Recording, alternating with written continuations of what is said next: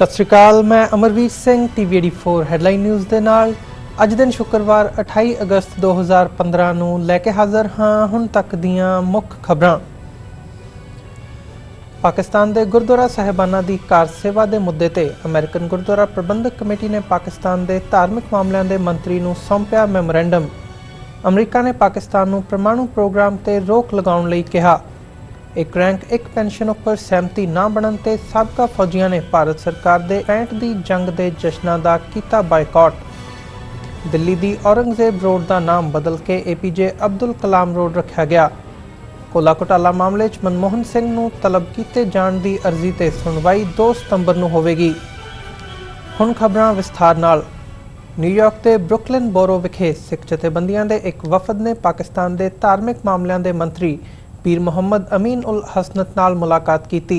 Khalistan affairs centre के संचालक doctor Amarjeet Singh की अगवाई विचले इस वफद ने पाकिस्तान सरकार वालों मूल नानकशाही कैलेंडर नूं जारी रखने के फैसले लई पाकिस्तानी हुकूमत का धन्नवाद किया।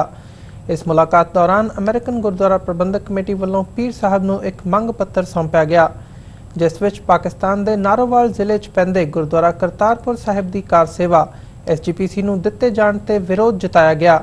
वफद मुताबक SGPC वालों सिख विरोधी ताकतां दे इशारे ते कार सेवा के नाम थले सिख विरासत नूं खत्म किया जा रहा है।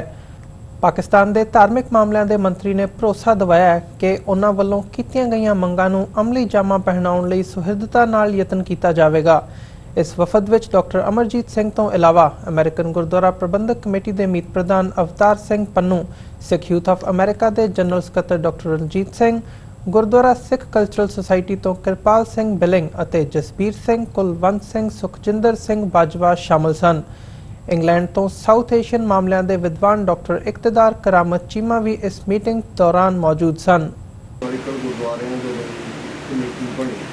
और इस सारे पीरियड असी देख रहे हैं भी ननकाना साहब, पंजा साहब, दूसरे तो इलावा वो गुरुद्वारा साहिब भी जो बंद पे सी उन्होंने मेनटेनेंस प्रबंध एक्सटेंशन ये भी रिमार्केबल कर काफ़ी देर जी श्रोमणी गुरुद्वारा प्रबंधक कमेटी इंडियन साइड पर है, उन्होंने पाकिस्तान से गुरुद्वारा प्रबंधक कमेटी को रैकगनाइज नहीं किया। वो जो जथे जोड़ा लियाकत अली नेहरू समझौता से 50 जिसे थले 4 अहम मौकों के उत्ते जोड़े जथे आते हैं गुरु नानक साहब, विसाखी और 2 होर मौकों पर वो बंद कर दिते।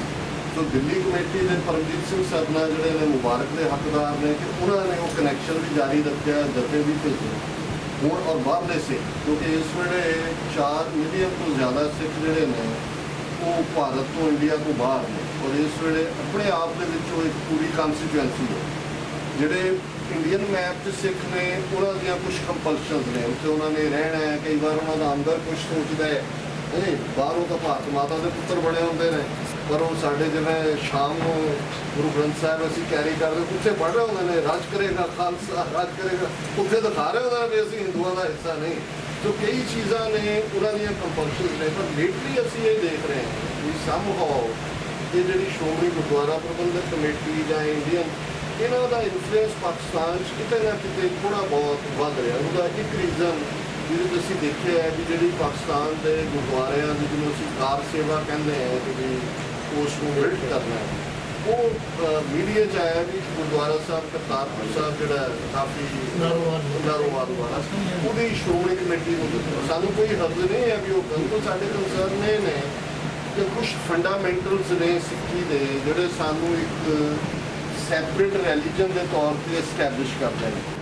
जो तुम आते पे हो मैंने तो सारिया अपने दिल दियाँ गल्लां लगी जी। अगे जिसले नानकशाही कैलेंडर की गुफ्तगू हुई तो मैं भी उससे मौजूद सा जी। मैं उन्होंने कहा सी कि साडा मामलात जिहड़े सिख मजहब नाल ताल्लुक रखते हैं जी, तो जिसले सारे सिख इस ते राजी होंगे ना तो फिर जो कहोगे बिक्रमी करांगे, वरना इसने मैंने अगर आका सेलेक्ट मैं 15 महीने के तहत अपनी सारे जिंदगी दे और अपने इबादत के मरासम अदा करा यार दूजे हिंदू हो बिक्रमी का करो जी, सिख दोस्त वो सारे अपने नानकशाही कैलेंडर के हवाले ना करो। तो सन ਬੇਸਿਕਲੀ ਕੋਈ ਇਹਦੇ ਤੇ ਇਮਾਮ ਨਹੀਂ, ਇਖਤਲਾਫ ਨਹੀਂ, ਅਸੀਂ ਤੇ ਇਸ ਦੇ ਕਾਇਮ। ਦੂਜੀ ਗੁਜ਼ਾਰਿਸ਼ ਜਿਹੜੀ ਹੈ ਕਿ ਹਕੂਮਤਾਂ ਨਾਲ ਮਾਮਲਾਤ ਰੈਸੀਪਰੋਕਲ ਬੇਸਿਸ ਤੇ ਹੁੰਦੇ ਨੇ। ਉਹ ਇਹ ਨਹੀਂ ਹੁੰਦੇ ਕਿ ਇੱਕ ਐਨੀ ਕਰ ਦਿਓ ਜੀ ਤੇ ਇਹ ਕਰ ਦਿਓ। ਅਗਰ ਉਹ ਇਸ ਤਰ੍ਹਾਂ ਦਾ ਕੋਈ ਮੁਤਾਲਬਾ ਕਰਦੇ ਨੇ ਤਾਂ ਫਿਰ ਹਕੂਮਤ ਪਾਕਿਸਤਾਨ ਔਰ ਪਾਕਿਸਤਾਨ ਦੇ ਲੋਕ ਵੀ ਇਹ ਮੁਤਾਲਬਾ ਕਰ ਸਕਦੇ ਨੇ ਕਿ ਅਜਮੇਰ ਸ਼ਰੀਫ ਸਾਡੇ ਹਵਾਲੇ ਕਰੋ, ਖਾਜਾ ਨਿਜ਼ਾਮ ਸਾਡੇ ਹਵਾਲੇ ਕਰੋ, ਸਰਹੰਦ ਸ਼ਰੀਫ ਸਾਡੇ ਹਵਾਲੇ ਕਰੋ। ਅਗਰ ਉਹ ਨਹੀਂ ਮੁਮਕਿਨ, ਇਹ ਵੀ ਮੁਮਕਿਨ ਨਹੀਂ। मैं बड़े अच्छे तरीके नाल जानदा जिस तरफ तुसां इशारा किया कि फलाने दोस्त जिहड़े MP हैं और वो कर रहे, लेकिन असीं कोशिश करांगे कि तुहाडे खदशात जिहड़े मैं अपने हुकूमत दे वक्त तक पहुँचावां भी, और असीं पूरी कोशिश करिए कि उसदी राखी करिए, ਉਹਨੂੰ ਇੰਜ਼ਾਇਆ ਨਾ ਹੋਣ ਦੇਈਏ। ਤੁਸੀਂ ਬੇਫਿਕਰ ਰਹੋ। मैं जो तुसां दिता मैं जाके अपने चेयरमैन एग्रीकल्चर प्रॉपर्टी नाल भी शेयर करांगे, अपनी मिनिस्ट्री नाल भी करांगे, और असीं तुहाडे जिहड़े फिकर है, तुहाडे खदशात हैं, उन्हां दे ते इंशाअल्लाह खुल के बहस करांगे, और वो करांगे जिहदे ते सारे सिख साडे दोस्त जिहड़े मुतमईन। ਅਮਰੀਕਾ ਨੇ ਪਾਕਿਸਤਾਨ ਅਤੇ ਨਿਊਕਲੀਅਰ ਹਥਿਆਰ ਰੱਖਣ ਵਾਲੇ ਹੋਰ ਸਾਰੇ ਦੇਸ਼ਾਂ ਨੂੰ ਕਿਹਾ ਹੈ ਕਿ ਉਹ ਨਿਊਕਲੀਅਰ ਪਾਵਰ ਦੇ ਵਿਸਥਾਰ ਤੇ ਰੋਕ ਲਗਾਉਣ। ਅਮਰੀਕਾ ਦੀ ਇਸ ਸਲਾਹ ਤੋਂ ਪਹਿਲਾਂ ਅਮਰੀਕਾ ਦੇ 2 ਥਿੰਕ ਟੈਂਕਸ ਨੇ ਕਿਹਾ ਹੈ ਕਿ ਆਉਣ ਵਾਲੇ 10 ਸਾਲਾਂ 'ਚ ਪਾਕਿਸਤਾਨ ਕੋਲ ਨਿਊਕਲੀਅਰ ਹਥਿਆਰਾਂ ਦਾ ਤੀਸਰਾ ਸਭ ਤੋਂ ਵੱਡਾ ਭੰਡਾਰ ਹੋਵੇਗਾ।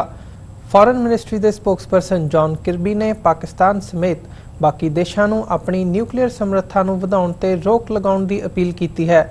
ਥਿੰਕ ਟੈਂਕ ਦੀ ਆਈ ਰਿਪੋਰਟ ਅਨੁਸਾਰ ਇੱਕ ਦਹਾਕੇ 'ਚ ਪਾਕਿਸਤਾਨ ਕੋਲ 350 ਤੋਂ ਵੱਧ ਨਿਊਕਲੀਅਰ ਹਥਿਆਰ ਹੋਣਗੇ। 1965 ਦੀ ਭਾਰਤ-ਪਾਕਿਸਤਾਨ ਦੀ ਲੜਾਈ ਦੀ 50ਵੀਂ ਵਰ੍ਹੇਗੰਢ ਮੌਕੇ ਜਿੱਥੇ ਭਾਰਤ ਸਰਕਾਰ ਵੱਲੋਂ ਨਵੀਂ ਦਿੱਲੀ ਸਥਿਤ ਇੰਡੀਆ ਗੇਟ ਵਿਖੇ ਅੱਜ ਜਸ਼ਨ ਮਨਾਏ ਗਏ, ਉੱਥੇ ਦੂਜੇ ਪਾਸੇ ਜੰਗ ਵਿੱਚ ਜੂਝਣ ਵਾਲੇ ਸਾਬਕਾ ਫੌਜੀਆਂ ਨੇ ਇਸ ਸਮਾਗਮ ਦਾ ਬਾਈਕਾਟ ਕੀਤਾ ਅਤੇ ਇੱਕ ਰੈਂਕ ਇੱਕ ਪੈਨਸ਼ਨ ਦੀ ਮੰਗ ਨੂੰ ਲੈ ਕੇ ਜੰਤਰ ਮੰਤਰ ਵਿਖੇ ਚੱਲ ਰਹੇ ਧਰਨੇ ਵਿੱਚ ਸ਼ਮੂਲੀਅਤ ਕੀਤੀ। 1965 ਦੀ ਲੜਾਈ ਲੜਨ ਵਾਲੇ ਫੌਜੀ ਸਰਕਾਰੀ ਜਸ਼ਨਾਂ ਤੋਂ ਦੂਰ ਰਹੇ।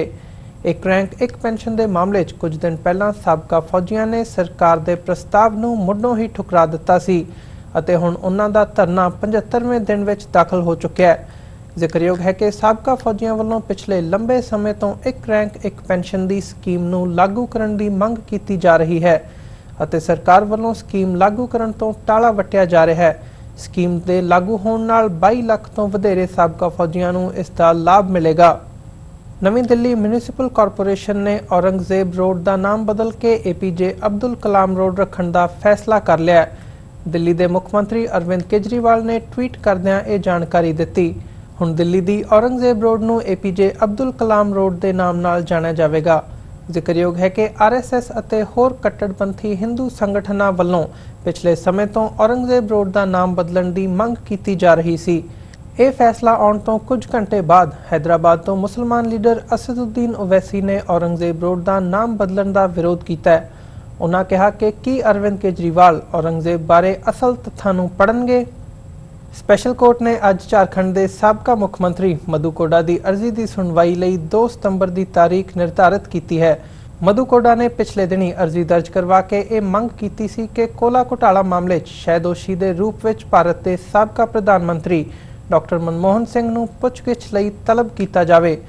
ਜ਼ਿਕਰਯੋਗ ਹੈ ਕਿ ਕੋਲਾ ਘੁਟਾਲਾ ਦੇ ਵਕਤ ਕੋਲਾ ਮੰਤਰਾਲੇ ਦੇ ਚਾਰਜ ਡਾਕਟਰ ਮਨਮੋਹਨ ਸਿੰਘ ਕੋਲ ਸਨ। ਹੁਣ ਦੇਖਣਾ ਹੋਵੇਗਾ ਕਿ ਇਹ ਕੇਸ ਅੱਗੇ ਕੀ ਰੁਖ ਲੈਂਦਾ ਹੈ। ਇਹ ਸਨ ਹੁਣ ਤੱਕ ਦੀਆਂ ਮੁੱਖ ਖਬਰਾਂ। ਨਵੀਆਂ ਤੇ ਤਾਜ਼ਾ ਖਬਰਾਂ ਲੈ ਕੇ ਫਿਰ ਹਾਜ਼ਰ ਹੋਵਾਂਗੇ। ਤਦ ਤੱਕ ਲਈ ਵੇਖਦੇ ਰਹੋ TV 84। ਸਤਿ ਸ਼੍ਰੀ ਅਕਾਲ।